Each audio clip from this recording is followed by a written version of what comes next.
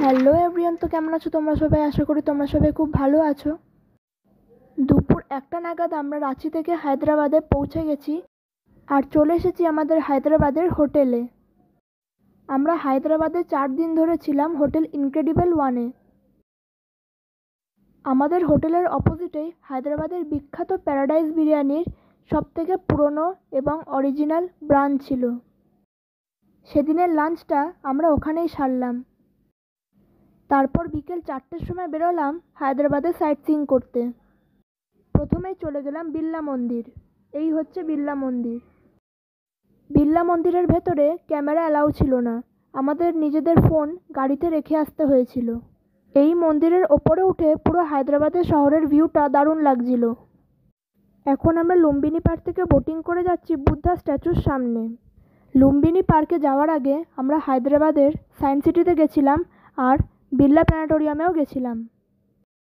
লুম্বিনী পার্কে ঢোকার টিকিট হলো 50 টাকা এক একজনের।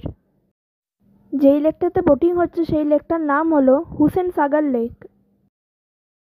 আমরা যখন গেছিলাম তখন প্রচণ্ড ভিড় ছিল, তাই আমরা পার্কটাকে ভালো করে এক্সপ্লোর করতে পারিনি। এই যেই বিল্ডিংটা তোমরা দেখছো এটা হচ্ছে হায়দ্রাবাদের সেক্রেটারিয়েট বিল্ডিং।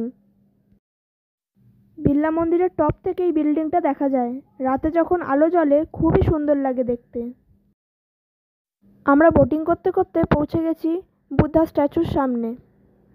একটু ছবি টবি তুলে আবার বোট ধরে আমরা চলে গেলাম লুম্বিনী পার্কে। দেখলাম লাইট অ্যান্ড সাউন্ড শো হচ্ছে, টিকিট কেটে ঢুকে পড়লাম।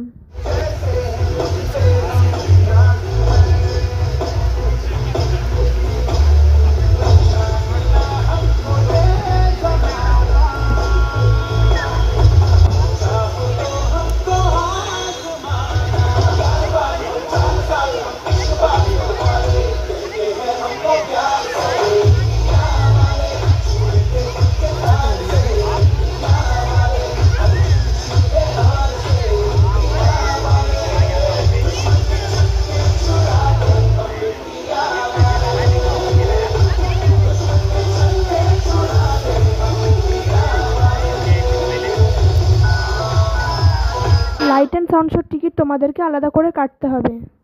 এই শোটা দেখে আমরা আমাদের হোটেলে ফিরে গেলাম।